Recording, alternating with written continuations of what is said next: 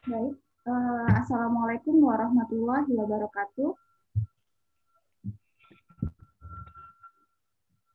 Waalaikumsalam warahmatullahi warahmatullahi wabarakatuh. wabarakatuh. Alhamdulillahirrahmanirrahim, kita masih bisa berkumpul bersama dalam pertemuan ke-6 MK Ekologi. Semoga semua tetap dalam kondisi yang sehat walafiat, tetap semangat belajar walau hanya di rumah saja ya, Nak ya. Amin. Hari ini kita akan membahas tentang ekologi populasi. Dan kita share dulu.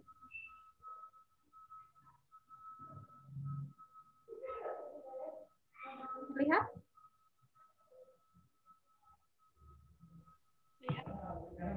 Terlihat, Miss.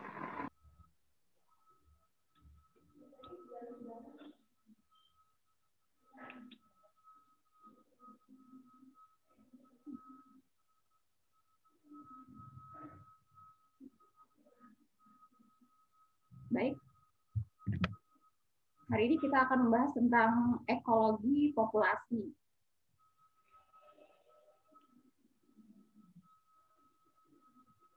Ya. Kemarin kita sudah membahas tentang tingkatan organisasi makhluk hidup ya, Nak ya. Kemudian kita juga sudah membahas tentang penyusun dari ekosistem. Jadi kalau kita berbicara tentang ekologi itu pasti nggak lepas dari penyusun ekosistem, baik itu faktor abiotik, faktor biotik, kemudian tidak lepas juga dari yang namanya tingkatan organisasi makhluk hidup atau tingkatan organisasi biologis. Tingkatan organisasi biologis, kemarin sudah dipelajari dari apa, Nak? Dari awal tingkatan organisasi biologis. Ada apa saja di sana? Dari sel. Oke, Di bawah sel sebenarnya ada juga, ada namanya molekul, atom. dari atom, kemudian molekul, organel, kemudian ada sel, ya, terus ada jaringan, kemudian ada sistem organ, ada organ, ada organisme, populasi, komunitas, ekosistem, dan ekosfer, bioma, biosfer. Nah, terkait dengan hari ini yang kita akan bahas tentang populasi. Populasi adalah sekelompok individu dari satu spesies yang hidup dalam satu habitat dan waktu yang sama. Perlu digarisbawahi di sini adalah sekelompok individu dari satu spesies. Berarti dia sejenis. Ya, berarti contohnya kalau kumpulan dari organisme misalnya, organisme itu kan makhluk hidup tunggal atau individu dari ular misalnya, kumpulan dari ular itu bisa disebut dengan populasi sejenis, yaitu populasi ular. Kemudian ada populasi sapi, berarti kumpulan individu atau makhluk hidup itu dari sapi gitu ya. Kemudian ada populasi rumput, kemudian ada populasi harimau, singa dan sebagainya. Berbeda lagi jika kita berbicara tentang komunitas. Kalau komunitas berarti berbagai populasi tersebut. Jadi ada populasi sapi, ada populasi rumput, ada populasi harimau gitu ya, kemudian ada populasi singa dan sebagainya. Jadi bisa dibedakan bahwa populasi dan sekelompok individu dari satu spesies ya, yang hidup dalam satu habitat dan waktu yang sama. Nah, kalau kita berbicara tentang ekologi populasi ini sendiri adalah subbagian dari ilmu ekologi. Jadi ilmu ekologi ini cakupannya sangat luas. Mungkin kalian juga sudah membaca ya, Maya. Jadi cakupannya itu sangat luas. Ilmu ekologi ada namanya yang kita kenal dengan ekologi hutan, kemudian ada ekologi laut, ekologi komunitas, kemudian ekologi ekosistem, kemudian ada ekologi manusia. Jadi banyak sekali, dan hari ini kita akan bahas ekologi populasi. Tolong di-mute dulu yang lain agar suaranya tidak tumpang tindih ya. Kemudian ekologi populasi adalah bidang yang mempelajari populasi yang berkaitan dengan lingkungan. Ekologi populasi mendalami bagaimana faktor biotik dan abiotik mempengaruhi yang disebut dengan densitas, persebaran, ukuran, dan struktur usia populasi. Baik, ini adalah 3 karakteristik fundamental dari populasi sendiri. Yang pertama ada densitas, yang kedua ada dispersi, dan yang ketiga ada demografika. apa saja? Kita ke slide selanjutnya. Ini dia slide-nya. Jadi, density adalah jumlah individu per satuan luas atau volume. Jadi, saat kita berbicara tentang densitas ya atau density, di sini ada jumlah dari individu yang berkaitan, ada ruang di sana, ada volume, ada luas. Jadi, contohnya adalah jumlah pohon X misalnya ya per kilometer persegi atau jumlah tanaman padi per hektar. Kalau misalnya jumlah padi saja tidak bisa disebut densitas gitu, tapi jumlah padi per hektar. Jadi ada satuan luasnya, ada satuan volumenya. Seperti contoh nomor 2, di sini juga ada jumlah bakteri Escherichia coli per milimeter, seperti itu ya. Jadi ada berkaitan dengan luas, ruang. Gitu. Kemudian yang kedua, di sini ada cara mengukur kepadatan populasi. Jadi cara mengukur kepadatan populasi itu bisa yang pertama itu bisa menghitung langsung. Jadi misalnya populasi di suatu daerah ada berapa nih populasi dari pohonnya, misalnya pohon akasianya berapa, kita langsung hitung secara langsung, gitu ya. Kemudian ada yang namanya teknik sampling dengan menggunakan sampling. Terus yang ketiga dengan indikator tidak langsung, ada feses, jumlah sarang, ada jejak dan sebagainya. Jadi faktor-faktor selanjutnya, faktor-faktor yang mempengaruhi kepadatan populasi. Ada kelahiran itu kita sebut dengan natalitas. Kemudian yang kedua kematian, kita sebut dengan mortalitas. Kemudian ada namanya migrasi, perpindahan, itu dibagi jadi 2, imigrasi, aliran masuk individu dari daerah lain. Dan yang kedua adalah emigrasi, pergerakan individu keluar dari populasi. Jadi sebenarnya faktor-faktor ini, faktor-faktor yang mempengaruhi kepadatan populasi ini juga nanti akan berakibat adanya dinamika populasi. Jadi dinamika populasi itu seperti perubahan populasi. Kalau misalnya di satu daerah ada yang namanya angka kelahiran dari populasi gitu ya. Kemudian ada angka kematian, otomatis kan bisa mempengaruhi perubahan kan. Yang penting maksudnya gini, bisa mempengaruhi populasi tersebut gitu ya. Baik itu dia bertambah, baik itu dia berkurang. Contohnya, kalau misalnya ada yang namanya kelahiran, natalitas, dan ada imigrasi, aliran masuk individu dari daerah lain, berarti kan populasi di dalam daerah tersebut akan bertambah ya, karena adanya kelahiran, jumlah kelahiran, ya kan? Kemudian adanya aliran masuk individu, jadi individu dari tempat lain masuk ke daerah itu, gitu ya.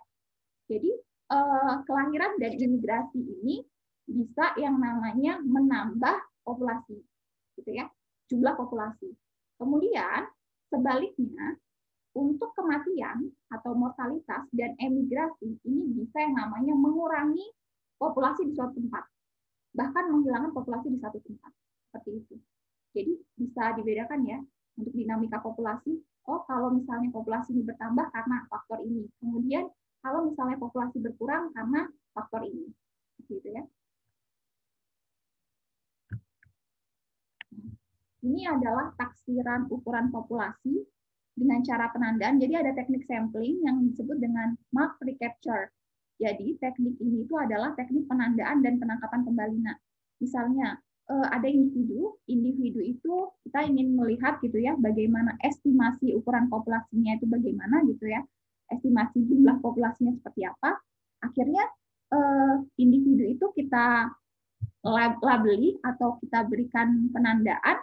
Kemudian kita biarkan bebas bergabung, berbaur kembali dengan populasinya gitu ya. Kemudian nanti dengan selang waktu misalnya berapa hari atau berapa minggu kita mengadakan lagi untuk pengambilan sampel lagi. Kemudian nanti ada beberapa perhitungan di sini, jumlah hewan yang bertanda, kemudian nanti ada yang namanya pengambilan total tangkapan yang kedua atau sampel yang kedua.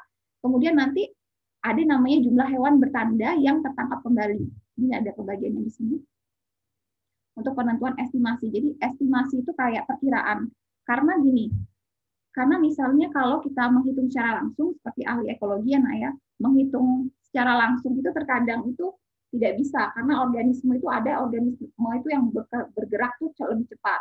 Kemudian ada organisme juga yang tersembunyi. Jadi salah satu cara yang digunakan untuk metode agar mengetahui jumlah populasi atau ukuran populasi, jadi dengan cara ini, mark recapture, walaupun ini hanya estimasi. Dari estimasi ini kan bisa menjadi sebuah perkiraan, oh kira-kira di tempat ini populasinya segini ya gitu. Kemudian oh kira-kira populasi, estimasi ukuran populasi di daerah ini untuk jumlah burungnya seperti ini. Jadi bisa digunakan yang namanya teknik mark recapture. Metode ini mengasumsikan bahwa setiap individu yang ditandai memiliki probabilitas atau peluang yang sama untuk tertangkap kembali, seperti halnya dengan individu yang tidak ditandai. Tetapi asumsi ini tidak selalu benar. Hewan yang sudah tertangkap mungkin akan lebih waspada terhadap perangkap tersebut.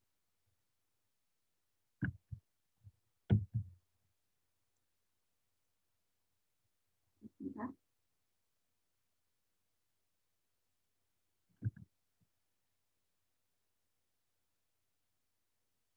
Selanjutnya adalah dispersi. Tadi pertama sudah densitas, yang kedua adalah dispersi. Dispersi adalah pola penjarakan antara individu dalam perbatasan populasi. Contohnya seperti ini. Jadi ada yang namanya pola-pola dispersi, atau di sini ada yang disebut dengan pola penyebaran di dalam kisaran geografis suatu populasi. Jadi pola-pola dari makhluk hidup itu yang pertama di sini ada ikan kupu-kupu. Jadi yang pertama adalah terumpun. Terumpun ini adalah mengelompok atau bergerombol. Kemudian ada tipe yang kedua yaitu tipe seragam. Tipe yang ketiga adalah tipe acak. Bagaimana dengan kelompok yang pertama? Jadi terumpun ini adalah contohnya ikan kupu-kupu. Ikan kupu-kupu seringkali ditemukan terumpun dalam kelompok, dalam kurung mengelompok. Kehidupan dalam kelompok bisa meningkatkan efisiensi hidrodinamik dalam berenang, mengurangi risiko pemangsaan, dan meningkatkan efisiensi pengambilan makan. Jadi dengan mereka berkelompok, itu lebih memudahkan untuk lebih menguntungkan mereka untuk ini, efisiensi dan peningkatan ini. Yang sudah kita tadi sampaikan, efisiensi hidrodinamik, risiko pemangsaan, kemudian efisiensi pengambilan makanan. Kemudian contoh yang lain misalnya seperti ini. Serigala. Jadi serigala itu kan, kawanan serigala itu lebih mudah kalau kita berbicara tentang meningkatnya keefektifan predator ya. Jadi kan serigala kan predator ya, Naya. Jadi meningkatkan keefektifan predator itu dengan cara kawanan serigala lebih mudah untuk mendapatkan mangsa. Misalnya kita contoh for example-nya rusa deh ya. Mendapatkan rusa daripada serigala itu sendirian, seperti itu. Jadi ada beberapa yang memang dan perlu diketahui juga bahwa yang namanya terumpun atau mengelompok ini adalah pola dispersi yang paling umum. Jadi paling umum terjadi itu adalah pola berkelompok. Seperti itu ya. Kemudian yang kedua itu adalah pola dispersi seragam. Contohnya adalah penguin. Penguin seringkali memperlihatkan pengaturan jarak yang seragam. Ini mungkin kalian juga pernah ya lihat di TV ya, bahwa penguin itu ada jarak, ada pola dispersinya itu adalah seragam. Kemudian yang C adalah pohon-pohon dengan spesies yang sama seringkali tersebar secara acak di hutan hujan tropis. Akan tetapi, pola penyebaran ini relatif jarang di alam. Misalnya seperti ini. Ada tumbuhan, contoh dandelion ini ya, itu tersebarnya kan dari biji. Bijinya itu terbawa oleh angin. Jadi dengan terbawa oleh angin atau tertiup dengan angin, otomatis tumbuhan itu juga nanti akan berkembang. Jadi maksudnya seperti itu secara acak di hutan hujan tropis. Tetapi dari 3 pola ini yang sering digunakan, yang paling umum sering dilakukan itu adalah yang ini. Pola dispersi yang paling umum itu adalah pola mengelompok, dan pola dispersi yang paling jarang terjadi adalah pola dispersi acak. Kemudian ini adalah faktor-faktor yang mempengaruhi penyebaran populasi. Yang pertama ada distribusi sumber daya, kedua ada perilaku sosial pada hewan, yang ketiga faktor lain, ada interaksi organisme, tempat berlindung, dan oksigen terlarut, dan sebagainya. Kemudian, tadi kita sudah membahas ada yang namanya densitas, kemudian ada yang namanya dispersi, kemudian yang ketiga ini adalah demografi. Demografi adalah kajian mengenai faktor-faktor yang mempengaruhi pertumbuhan dan penurunan populasi. Nah, ini adalah model pertumbuhan populasi. Jadi populasi itu model pertumbuhannya ada dua. Yang pertama adalah yang kita kenal dengan model eksponensial. Kemudian yang kedua adalah model logistik.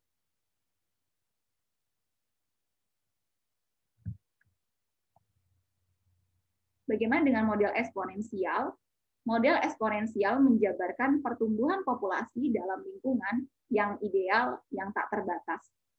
Jadi, terkait dengan model eksponensial ini, bahwa populasi itu dalam lingkungan yang tidak terbatas. Jadi tidak terbatas itu maksudnya kelimpahan makanannya banyak. Jadi sumber energi tidak terbatas, kemudian makanannya juga tidak terbatas gitu ya. Jadi sumber daya, misalnya populasi hewan gitu ya, dalam suatu daerah dia tidak berbatas, tidak ada faktor pembatasnya. Jadi tidak ada kompetisi, tidak ada intinya persaingan gitu ya. Kemudian tidak ada saling berebut untuk masalah makanan, kemudian untuk masalah nutrisi yang lain gitu ya. Kemudian tentang couple atau memperebutkan ruang itu tidak ada. Jadi semuanya terkait dengan ini sumber dayanya tidak terbatas gitu, ada kelimpahan di sini. Jadi kurvanya adalah kurva pertumbuhan eksponensial ini kurvanya berbentuk huruf J. Ya. Di sini ada dN, dt sama dengan perubahan ukuran populasi per satuan waktu. Di sini laju pertumbuhan populasi dan N adalah ukuran populasi saat ini. Kondisi ideal tanpa faktor pembatas jarang terjadi di alam. Faktor pembatas berupa makanan, ruang, hama, penyakit, predator, dan lain-lain. Jadi ini eksponensial ini meningkat terus, meningkat karena memang tidak ada permasalahan kan. Yang jadi permasalahan di dalam alam kan sebenarnya karena adanya faktor pembatas, bukan? Faktor pembatas baik misalnya berupa di sini sebutkan makanan, ruang, hama, penyakit, predator, kemudian bisa berkompetisi juga dalam hal yang lain gitu. Tapi kalau tidak ada faktor pembatas, ya sumber daya misalnya populasi juga bisa saja terus berkembang gitu. Pasti akan terus berkembang karena tidak kekurangan apapun gitu ya. Tetapi ini adalah salah satu yang jarang sekali terjadi. Jarang sekali terjadi di alam itu yang namanya makhluk hidup ya, hidup di alam pasti akan ada yang namanya faktor pembatas. Kemudian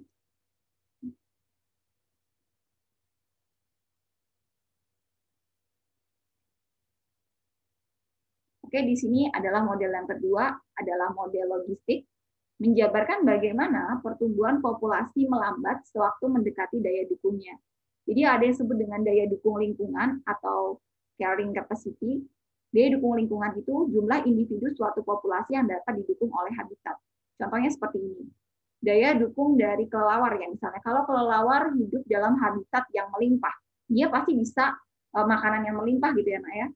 Otomatis dia pasti daya dukungnya baik gitu ya.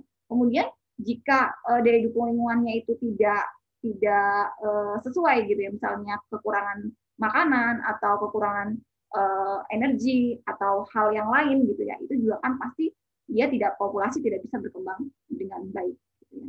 Bahkan bisa punah. Ini ada daya dukung lingkungan, nilai K dalam nilai sekitar 1,6 juta di sini. Ini adalah rumusnya dN per dt sama dengan Rn dalam kurung K. K ini ada daya dukung lingkungan kurang N dibagi K, daya dukung lingkungan. Jika tadi kita berbicara tentang kurva pertumbuhan dari tadi model eksponensial, kurvanya adalah kurva J. Kalau kurva pertumbuhan logistik ini kurvanya berbentuk huruf S atau sigmoid ya, atau sigmoid. Jadi ini tidak seperti yang tadi. Kalau tadi kan kurva J itu eksponensial itu naik terus ya nak ya, populasinya meningkat terus tidak ada masalah karena memang tidak ada sumber daya alamnya gitu ya, tidak ada yang namanya tidak terbatas gitu ya, jadi tidak bermasalah gitu. Kalau ini kita bisa lihat di sini kurva sigmoidnya ya. Yang pertama adalah populasi tumbuh lambat di sini. Kemudian kedua, ada percepatan pertumbuhan tinggi. Kemudian 3 dan 4, percepatan pertumbuhan menurun. Dan yang kelima stabil. Jadi ada pergerakan baik itu pergerakannya melambat, ada pergerakan yang tinggi, kemudian ada pergerakan yang menurun lagi, kemudian dia stabil. Jadi tidak melulu naik terus kurvanya. Ini adalah kurva berbentuk huruf S. Seperti itu. Kemudian ini adalah faktor pembatas pertumbuhan populasi. Jadi ada yang namanya selang kelimpahan terbesar. Ini adalah jarak optimalnya. Kalau misalnya batas bawah toleransi ini terlalu rendah, ini juga bisa terjadi yang namanya daerah intoleransi atau tidak ada organisme. Atau kalau seandainya ada organisme, organismenya sudah sedikit. Kemudian ada yang namanya kita sebut dengan batas atas toleransi. Seperti itu juga, jika daerah tekanan fisiologinya bisa organismenya sedikit, atau jika daerahnya intoleran, tidak ada organisme. Jadi selang kelimpahan terbesar ini ada di jarak optimal. Faktor pembatas menyebabkan spesies menerapkan strategi untuk bertahan hidup, atau kita sebut dengan sifat adaptif ya nak ya. Jadi ada spesies atau populasi yang bisa survive pada suatu lingkungan tertentu, habitat tertentu. Tapi ada juga yang tidak bisa bertahan, tidak mempunyai strategi untuk bertahan hidup, atau kemudian dia juga bisa misalnya kalah berkompetisi gitu ya dalam persaingan banyak hal, sehingga dia bisa punah seperti itu. Ini adalah strategi bertahan hidup tipe seleksi R. Ini tadi yang model eksponensial dengan pola J. Kemudian tipe seleksi K, kepadatan mendekati daya dukung lingkungan ya. Berarti ini tadi yang terkait dengan logistik ya, model logistik. Jadi di sini ada strategi bertahan hidup yang berbeda. Yang pertama terkait dengan reproduksinya. Kalau seleksi R yang tumbuh sangat cepat dengan pola J, usia reproduksi lebih awal dan atau menghasilkan keturunan dalam jumlah besar dan tidak melakukan pemeliharaan anaknya ya, pemeliharaan anak. Seleksi K, usia reproduksi lama, menghasilkan keturunan sedikit dan biasanya melakukan pemeliharaan anak. Ukuran tubuh dan lama hidup, biasanya seleksi R ini umumnya kecil dan lama hidupnya pendek. Kemudian kalau seleksi K ini, ukuran tubuhnya besar dan lama hidupnya panjang. Terkait dengan ukuran populasi bagaimana? Ukuran populasi seleksi R ini bervariasi. Di bawah daya dukung lingkungan mengikuti kurva J. Kemudian seleksi K konstan di sekitar daya dukung lingkungan. Kemudian penyebab kematian utama biasanya adalah faktor pembatas yang tidak tergantung kepadatan. Jadi faktor pembatas itu ada dua. Yang pertama faktor pembatas yang tidak tergantung kepadatan. Yang kedua adalah faktor pembatas yang tergantung kepadatan. Contohnya gini, kalau faktor pembatas yang tidak tergantung kepadatan ya, contohnya iklim atau bencana alam. Jadi contoh hewannya tungau dan serangga gulma gitu ya. Kayak misalnya di dalam suatu ekosistem ya, dalam suatu lingkungan, jika ya ada yang namanya kita sebut dengan faktor pembatas. Misalnya di seleksi K. Penyebab kematian utama misalnya pada badak Sumatera, beruang, harimau, serigala itu bisa terjadi karena kompetisi, persaingan. Ada hal yang dicari, ada hal yang dibutuhkan, kemudian sumber daya alam juga tidak terlalu banyak, yang tadi sudah saya sebutkan tidak terlalu banyak, sehingga ada kompetisi dalam memperebutkan makanan, memperebutkan ruang, kemudian memperebutkan pasangan, seperti itu ya. Kemudian ada yang namanya predasi atau ada yang namanya pemangsa gitu ya, ada juga hewan yang dimangsa gitu ya, ada predator gitu ya. Kemudian juga ada penyakit gitu. Jadi di sini adalah kompetisi predasi penyakit ini adalah faktor pembatas tergantung kepadatan. Kalau faktor pembatas yang tidak tergantung kepadatan, misalnya ada iklim atau perubahan iklim gitu ya, perubahan iklim pada suatu tempat itu bisa menyebabkan adanya kematian gitu ya, misalnya pada tungau, serangga, gulma gitu ya. Kemudian misalnya bencana alam, adanya bencana alam, tanah longsor atau gempa bumi, misalnya di hutan gitu ya, ada namanya tanah longsor. Otomatis kan ada yang namanya perubahan gitu ya, ada yang namanya dinamika populasi, dan juga pasti ada yang namanya kematian dari populasi itu, gulma atau serangga seperti itu. Tapi kalau serangga atau gulma itu untuk terkait dengan kompetisi atau predasi penyakit itu bukan menjadi kematian utama. Seperti itu. Paham? Semoga bisa dipahami. Nanti akan kita bahas kalau misalnya masih belum paham. Kemudian di sini ada yang kita sebut dengan distribusi umur populasi. Struktur umum umur itu ada 3. Yang pertama adalah struktur umur menurun, yang kedua adalah struktur umur stabil, dan yang ketiga adalah struktur umur meningkat. Struktur umur menurun yaitu struktur umum yang mempunyai kerapatan kecil pada umur muda, besar pada kelompok umur sedang, dan kecil pada kelompok umur tua. Perkembangan populasi pada pola struktur umur yang demikian ini cenderung menurun pada periode waktu tertentu dan kemudian akan punah. Kemudian yang kedua adalah struktur umur stabil, yang jika digambarkan distribusi kelompok umur ini mempunyai bentuk seperti piramida sama sisi. Jadi populasi dengan pola ini ya nak ya, itu bisa mempertahankan keberadaan dalam waktu yang relatif lama. Kemudian ada yang kita sebut dengan struktur umur meningkat atau berkembang, yaitu populasi dengan kerapatan kelompok umur muda paling besar. Jadi populasi dengan pola struktur ini akan mengalami perkembangan kerapatan yang relatif tinggi pada periode waktu mendatang. Ini adalah distribusi umur populasi, jadi ada struktur umur menurun, umur stabil, dan umur meningkat. Kita lanjut di populasi manusia. Ini adalah populasi manusia. Jadi di sini, di gambar ini ada piramidanya ya. Yang pertama adalah rapid growth, di sini ada slow growth, di sini ada zero growth atau ya zero growth. Jadi yang dimaksud di sini adalah Kenya ini pertumbuhan populasinya itu cepat. Kemudian kalau Amerika Serikat, ini pertumbuhan populasi manusianya itu termasuk yang lambat. Kemudian Italia ini susah untuk pertumbuhannya, jadi tidak ada pertumbuhan populasi secara signifikan. Kita bisa melihat dari apa? Di sini ada male, ada female ya, ada laki-laki dan perempuan. Kemudian kita bisa melihat dari sini, dari struktur usianya, struktur umurnya. Jadi di sini ya ada pembagian atau interval dari umur. Kita bisa bahas yang pertama adalah di Kenya. Kenya ini umurnya untuk yang usia muda jauh lebih besar dibandingkan yang usia tua.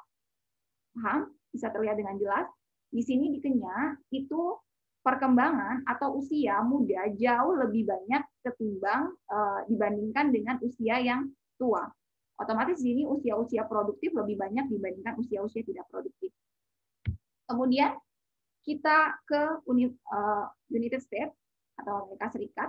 Di sini untuk usia muda itu hampir sama dengan usia tua. Jadi tidak terlalu berbeda secara signifikan dibandingkan dengan di sini. Kemudian bagaimana dengan di Italia? Italia justru usia muda jauh lebih kecil dibandingkan usia dewasa ya, atau usia yang tidak produktif kembali. Jadi dari populasi manusia ini juga kita bisa melihat tren pertumbuhan populasi manusia itu seperti apa. Kemudian kita juga bisa melihat juga terkait dengan petunjuk kondisi sosial dalam suatu negara. Jadi saat populasi yang produktif ya, populasi usia mudanya semakin besar seperti ini, tentu saja bisa menjadi suatu masalah bagi negara saat otomatis kan dengan usia muda semakin banyak gitu ya, otomatis nanti ada yang namanya akses pendidikan seperti apa, kemudian kesempatan pekerjaan seperti apa. Ini jika tidak bisa diatasi dengan baik bisa menjadi problem dari suatu negara itu sendiri gitu ya. Jadi peningkatan populasinya meningkat secara drastis, secara tajam, tapi harus juga diikuti dengan kesempatan yang tadi saya sudah bilang, kesempatan pekerjaannya seperti apa, pendidikannya seperti apa. Kemudian jumlah anak-anak ini apakah nanti bisa dilindungi oleh negara, kemudian mendapatkan apa yang mereka butuhkan gitu ya sebagai seorang warga negara. Ini juga menjadi suatu permasalahan jika tidak ditangani dengan baik terkait dengan kondisi sosial. Kemudian bagaimana dengan ini? Bagaimana dengan di Amerika Serikat dan Italia? Tentu saja ini juga menjadi suatu saat usia muda produktif lebih besar usia tua atau yang tidak produktif, tentu saja menjadi permasalahan di dalam suatu negara. Jadi mau tidak mau sebuah negara juga harus bisa usia muda ini membackup bahwa nanti suatu saat juga yang namanya usia yang tidak produktif ini kan otomatis dia tidak akan bisa bekerja kembali gitu ya, tidak akan bisa menghasilkan kembali. Jadi harus fokus juga untuk peningkatan dari untuk meningkatkan umur-umur yang muda gitu ya, baik dari segi produktivitasnya seperti apa, kemudian baik dari segi banyak sekali ya, mungkin kalian sudah pernah dengar bahwa di negara-negara maju itu kalau misalnya mereka itu menggalakkan yang namanya, ayo makin banyak anak nggak masalah gitu, bahkan dibiayai oleh negara. Karena memang kalau misalnya terlalu banyak yang namanya generasi yang tua atau generasi yang tidak produktif, otomatis juga negara bisa menjadi suatu permasalahan besar di dalam suatu negara gitu ya, Nak ya. Contohnya di Italia sendiri, usia produktifnya atau usia mudanya jauh lebih kecil dibandingkan usia tidak produktif. Ini juga bisa mengindikasikan bahwa proyeksi pertumbuhan populasi juga bisa menjadi menurun, atau ini menjadi permasalahan besar di negara Italia nanti gitu, karena tidak ada yang akan meneruskan gitu kan, generasi kedepannya tidak ada gitu.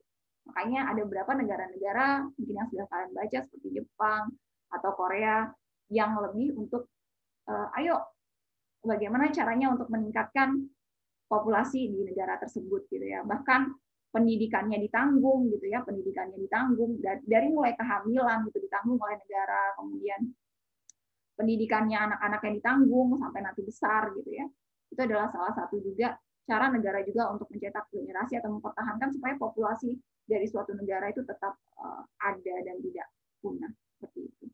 Tapi kalau kita kembalikan dengan populasi manusia atau populasi di negara-negara, contoh negara-negara berkembang ya, Nak ya, negara berkembang itu kan lebih banyak populasinya justru lebih meningkat ya, seperti Indonesia sendiri juga populasinya meningkat. Akan menjadi baik jika semua nanti bisa mendapatkan kesempatan pendidikan yang sama, kemudian semua juga bisa mendapatkan tidak hanya pendidikan saja, tapi kesempatan kerja yang sama. Tetapi akan menjadi sebuah masalah usia muda ini yang terkait dengan demografi juga, peningkatan demografi, itu akan menjadi suatu permasalahan tentu saja saat negara tidak bisa, atau mungkin dari kesempatan kerja, peluang kerja sedikit, kemudian akses pendidikan juga terbatas, ini akan menjadi permasalahan dalam suatu negara. Seperti itu, sudah, saya rasa sudah cukup. Jika ada yang ingin ditanyakan, boleh untuk bertanya. Oke. Suara terdengar jelas ya? Saya masih belum paham. Seperti apa? Oke. Yang tadi struktur menurun, stabil, lama meningkat tadi gimana ya, Miss? Cara membedakannya itu? Struktur umur. Struktur umur menurun, stabil, sama meningkat.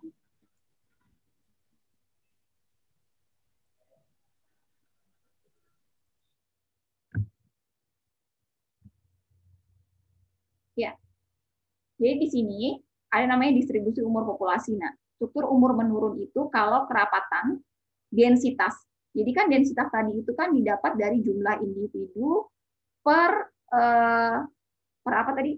Per ruang ya, per area gitu ya. Nah, kalau kerapatan densitasnya kecil pada umur muda, kemudian besar, jadi kan tadi kan Isika sudah jelaskan di sini ya, misal populasi manusia misalnya. Ada yang umurnya itu umur muda, kemudian umur sedang, kemudian umur tua atau umur tidak produktif. Struktur umur menurun itu dikatakan jika densitasnya kecil pada umur muda. Jadi umur muda itu kecil. Kemudian pada kelompok umur sedang dan kecil pada kelompok umur tua. Seperti itu. Kemudian kalau struktur umur stabil itu digambarkan dengan kelompok umur ini itu punya yang namanya piramida sama sisi. Jadi populasi dengan pola struktur umur semacam ini dapat mempertahankan keberadaannya. Jadi maksudnya gini, struktur umur stabil tuh, baik itu umur tua, baik itu umur muda gitu ya, itu tidak terlalu, dia stabil seperti itu. Kemudian kalau struktur umur meningkat, ini adalah struktur yang kerapatan kelompok umur mudanya seperti ini tadi, kelompok umur mudanya jauh lebih besar. Jadi dia populasinya jauh lebih besar dibandingkan yang struktur umur menurun dan struktur umur stabil. Jadi struktur umur meningkat itu kalau populasi kerapatan kelompok umur muda paling besar dibandingkan struktur dari kelompok umur sedang dan umur tua. Seperti itu. Jadi, terima kasih. Oke, baik. Jadi kalau misalnya umur muda itu bermasalah nggak sih, Miss, dengan ini gitu ya, misalnya ya. Tadi sudah saya jelaskan juga, ada permasalahan tidak sih, Miss, dengan banyaknya umur muda, ya sebenarnya tidak akan menjadi masalah jika kesempatan kerjanya cukup, kemudian akses pendidikannya cukup, kemudian akses apapun akses dalam untuk menunjang kehidupannya cukup. Nah, tapi menjadi masalah, ini menjadi masalah saat akan menjadi masalah jika aksesnya tidak terpenuhi. Paham nggak? Yang tadi sudah Miss Ika jelaskan ya. Misalnya di Kenya sendiri, kalau misalnya umur muda Miss Ika, ya ini piramidanya, paling bawah itu basicnya itu, yang paling basic itu paling banyak tuh umur mudanya. Bermasalah nggak? Kalau misalnya mereka punya kemampuan yang baik, mereka produktif, mereka bisa menunjang negara Kenya menjadi negara yang superpower. Tetapi ini menjadi suatu permasalahan jika akses pendidikannya terbatas, kemudian kesempatan kerjanya terbatas. Seperti itu. Menjadi suatu konflik dalam sosial nanti. Seperti itu. Kalau misalnya umur mudanya sedikit, kemudian umur tuanya semakin banyak gitu ya, kemudian umur tidak produktifnya semakin banyak, apakah menjadi permasalahan? Ya tentu saja. Lantas yang melanjutkan generasi suatu negara itu umur yang mana? Karena umur tuanya kan pasti kan yang pertama, umur tua sudah tidak produktif. Betul? Yang kedua, umur tua juga pasti akan biasanya meninggal gitu ya, Nak ya.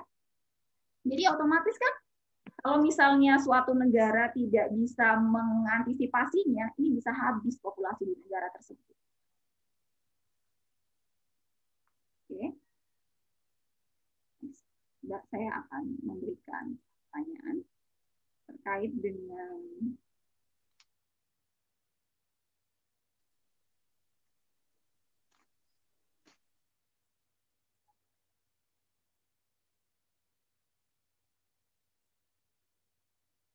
nah, ini dia. Adakah yang bisa menjelaskan dengan saya kenapa faktor-faktor yang mempengaruhi penyebaran populasi distribusi sumber daya? Ini masuk ke dalam faktor yang mempengaruhi penyebaran populasi. Jadi, faktor-faktor yang mempengaruhi penyebaran populasi itu kan yang pertama ada distribusi sumber daya. Kemudian ada yang namanya perilaku sosial pada hewan. Kemudian faktor lain. Mengapa, Nak? Faktor ini menjadi pengaruh dalam penyebaran populasi. Ada yang bisa menjawab?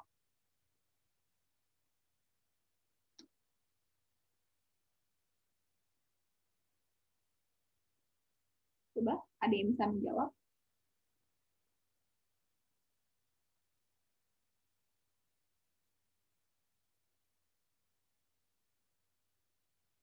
Saya persilakan yang bisa menjawab.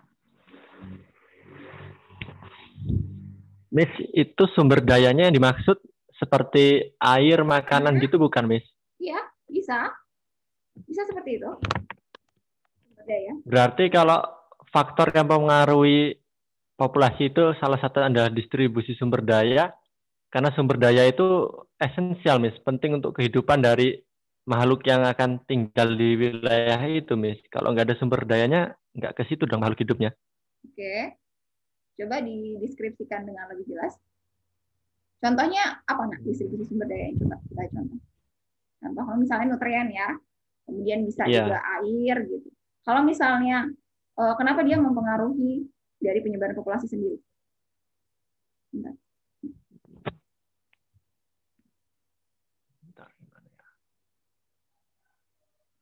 Iya betul, tadi karena dia adalah faktor esensial, kemudian lanjutkan. Gimana ya?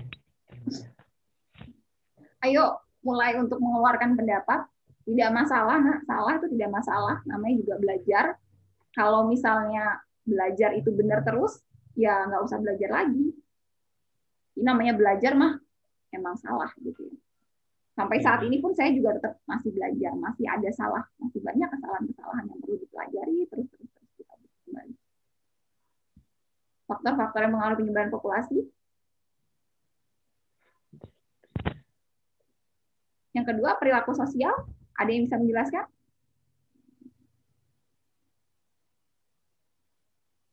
Atau ini deh, faktor lain, interaksi dari organisme deh.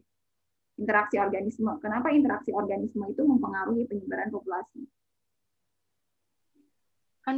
Misal di situ banyak predatornya, jadi dia akan pindah tempat gitu mungkin, Miss ya.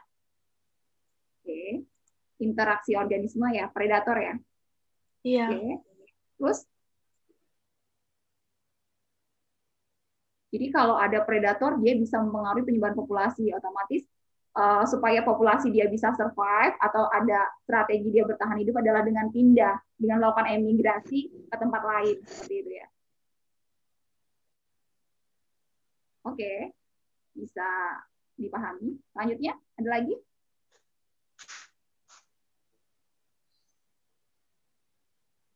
Perilaku sosial terkait dengan perilaku sosial pada hewan.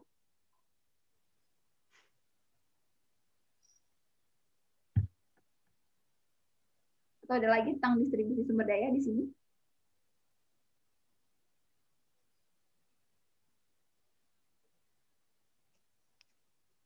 Kalem banget kelas G.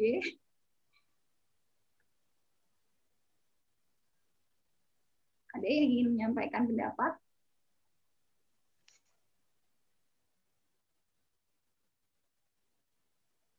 Tapi untuk densitas sudah paham ya, untuk densitas ini.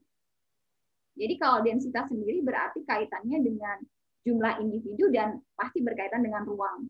Jadi tidak akan mungkin kalau misalnya densitasnya berapa misalnya. Nah, densitas ini juga bisa dengan densitas juga kita bisa mengetahui yang namanya perubahan. Perubahan dari populasi. Yang tadi sudah saya jelaskan. Baik itu perubahannya itu bisa meningkat atau dia bisa berkurang. Dengan densitas. Karena memang misalnya seperti ini. Di suatu daerah, di satu desa gitu ya. Kita bisa mengetahui populasi manusianya berapa sih dalam 1 kilometer persegi. Kemudian setelah kita mengadakan ini ya, densitas ini cirinya bukan statis ya. Statis itu kan tetap ya. Tapi dia lebih ke dinamis. Jadi dia bisa berubah-ubah. Karena saat ini misalnya pada selang waktu 3 bulan kita menentukan bahwa di desa ini itu penduduknya per 1 kilometer persegi segini gitu ya. Misalnya ada 1000 orang gitu. Apakah 3 bulan kemudian akan sama? Tidak, belum tentu. Kemudian apakah 1 tahun ke depan akan sama 1000? Belum tentu. Karena bisa saja ada yang namanya imigrasi, ada yang misalnya dari penduduk dari desa sebelah masuk ke desa kita gitu ya. Bisa juga terjadi yang namanya ada kelahiran. Jadi ada kelahiran meningkat di suatu desa sehingga bisa merubah, bisa adanya perubahan. Makanya yang namanya densitas itu tidak statis. Densitas itu punya ciri tidak statis. Jadi dia itu dinamis, berubah. Nah, ini juga nanti korelasinya ke yang kita sebut tadi, dinamika populasi, ada perubahan. Jadi dari densitas kita bisa mengetahui perubahan populasi dan mengetahui faktor-faktor apa sih terkait dengan perubahan tersebut. Ya, bisa dipahami ya. Misalnya di satu desa kita nih, ada yang namanya per 1 kilometer. Per 1 kilometer penduduknya misalnya 1000 per 1 kilometer persegi. Kemudian pada 3 bulan kemudian atau pada perhitungan 1 tahun kemudian itu bisa saja berubah. Densitasnya bisa saja berubah. Kenapa? Karena mungkin di satu desa itu tingkat kelahirannya itu meningkat, tingkat kelahirannya itu besar, tinggi. Atau bisa juga di satu daerah itu tingkat kematiannya atau mortalitas penduduknya juga tinggi. Jadi yang awalnya penduduknya dari 1000 karena tingkat kematian mortalitasnya tinggi, entah kena penyakit, ya mungkin misalnya kena penyakit gitu di satu desa. Jadi bisa saja dari 1.500 penduduk per 1 kilometer persegi menjadi 500 per kilometer persegi karena penyakit seperti itu. Bisa juga tingkat natalitasnya tinggi.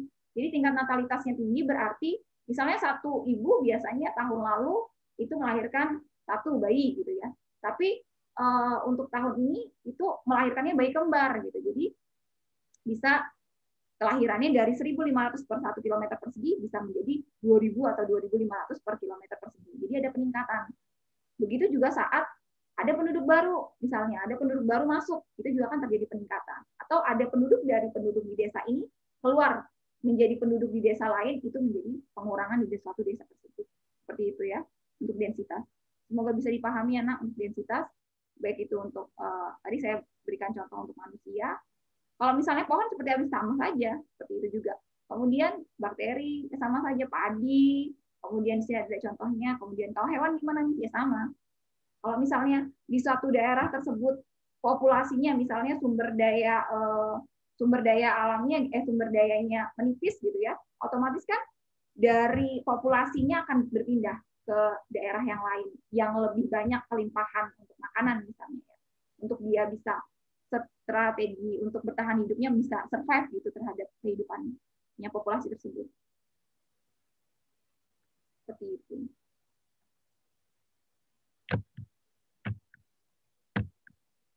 Dispersi sudah paham ya. Demografi tadi sudah, model ini tadi ya bisa di flashback kembali. Kurva pertumbuhan eksponensial. Jadi tadi model pertumbuhan populasi itu ada yang pertama kurva eksponensial, kurva bentuk huruf J, jadi naik ke atas terus ya. Ini bisa ini. Karena posisi seperti ini. Kurva berbentuk huruf J yang perlu digarisbawahi adalah dalam lingkungan yang ideal yang tak terbatas. Berarti tidak terbatas. Nah, pelimpahan makanan banyak, kemudian energi dia cukup, seperti itu ya. Jadi tidak ada masalah. Paham? Model eksponensial ini pertumbuhan populasi tidak bermasalah. Kenapa Miss Ika? Karena lingkungannya tidak terbatas. Dia populasi ini mau berkembang biak, mau bereproduksi, mau mendapatkan makanan tidak ada masalah karena semuanya cukup, tidak terbatas. Paham? Kemudian, kalau ini model logistik ini, dia populasinya melambat sewaktu mendekati daya dukungnya. Jadi, tidak seperti yang tadi, karena dia tidak terbatas, kalau ini dia terbatas, tergantung dengan daya dukung lingkungan. Makanya kurvanya adalah sigmoid. Kurvanya sigmoid. Ada yang populasinya tumbuh lambat, kemudian percepatan pertumbuhan tinggi, percepatan pertumbuhan menurun, stabil kembali, seperti itu. Jadi, kalau misalnya daya dukung tempatnya, habitatnya, seperti yang tadi saya sudah contohkan, kelelawar hidup dalam suatu habitat, cukup nih kelimpahan makanannya, berarti daya dukungnya bisa tidak ada faktor pembatas gitu ya, dia bisa berkembang dengan baik. Tapi kalau misalnya daya dukungnya tidak sesuai, apakah dia bisa berkembang dengan baik? Tidak, seperti itu.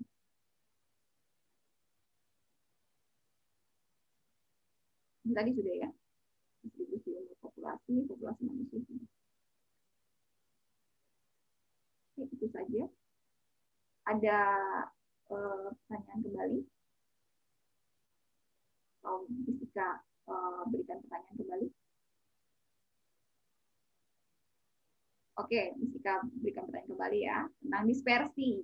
Ada yang bisa menjelaskan tentang dispersi? Dispersi.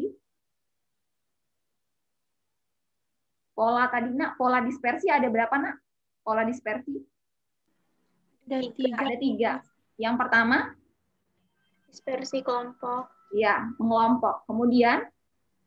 Seragam. Seragam. Sama acak. Acak. Oke. Dispersi yang paling umum terjadi. Dispersi yang sering terjadi di alam. Ini adalah dispersi yang mana? Pola dispersi yang mengelompok. Kemudian yang jarang terjadi adalah dispersi yang acak. Contoh dispersi mengelompok. Ada yang bisa menjelaskan? Dispersi mengelompok, contohnya? Contohnya serigala yang hidup berkelompok, Miss, agar memperkuat sistem predator dia. Keefektifan predatornya, kemudian lebih dia mudah untuk mencari makanan atau mangsa, dia berkelompok daripada sendiri, dia berkelompok jauh bisa lebih mendapatkan mangsa yang berupa rusa atau mangsa yang jauh lebih besar kembali. Seperti itu. Kemudian yang untuk pola dispersi acak. Pola dispersi acak, ada yang bisa menjelaskan? Pola dispersi yang jarang terjadi di alam. Ada yang bisa menjelaskan? Pola dispersi acak. Contohnya pohon tadi. Pohon?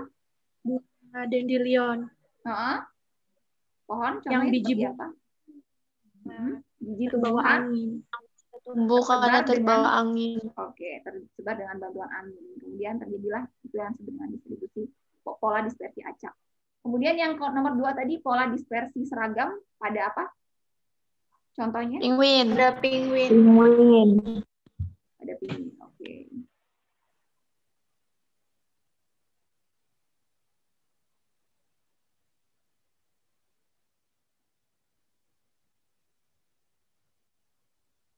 Saya rasa sudah cukup untuk materi hari ini.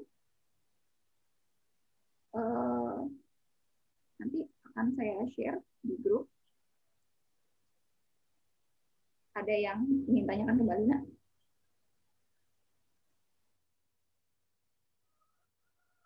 Sudah jelas? Semoga bisa Sudah, dipahami ya. Miss. Kita sudah berapa jam?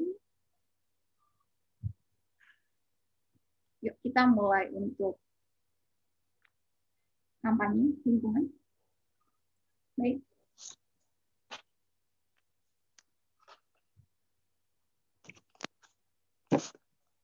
Ayo, tumblernya mana? Tumblernya.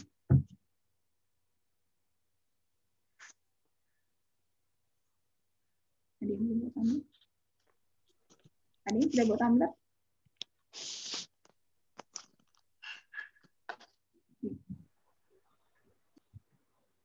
Baik. Banyak hal yang bisa kita lakukan untuk menjaga bumi, salah satunya dengan membawa tumbler, kemudian kita menggunakan sedotan stainless steel, kemudian bisa membawa bekal makan sendiri, kemudian kita bisa membawa kantong belanja kita sendiri untuk mengurangi dampak penggunaan plastik. Jadi mulai dari diri kita sendiri, kemudian kita menjadi sumber inspirasi orang lain juga untuk melakukan hal yang sama. Jadi menjaga bumi itu tugas kita bersama, bukan tugas individu. Mari kita menjaga bumi secara bersama-sama dengan hal-hal kecil. Jadi jangan pernah menyepelekan hal-hal kecil, karena hal-hal kecil pun akan menjadi besar jika kita lakukan secara kontinu. Tim bawa botol minum, tim bawa tumbler dari kelas G kelas. Kemudian G kelas juga untuk yang masih suka buang sampah sembarangan, sekarang mulai diubah untuk hidup go green, untuk tidak membuang sampah sembarangan. Juga ada banyak, misalnya di dalam perjalanan itu terkadang bungkus permen dibuang gitu ya sembarangan, itu tidak boleh. Jadi mulai sekarang untuk belajar membuang sampah pada tempatnya seperti itu. Ini juga bisa digunakan tas untuk tas belanja, tas ramah lingkungan yang bisa dipakai berulang kali sehingga kita tidak menggunakan tas plastik kembali. Seperti itu. Jadi kampanye lingkungan via virtual dari G-Class. Semoga bisa bermanfaat. Terima kasih G-Class sudah bekerja sama dengan baik. Terima kasih. Terima kasih juga yang telah menonton tayangan ini. Saya mohon maaf jika terdapat banyak kesalahan dalam penyampaian materi. Dan semoga yang disampaikan, ilmu yang disampaikan bisa bermanfaat. Dan saya akhiri, wabillahi taufiq wal hidayah. Assalamualaikum warahmatullahi wabarakatuh. Waalaikumsalam warahmatullahi wabarakatuh. Waalaikumsalam warahmatullahi wabarakatuh.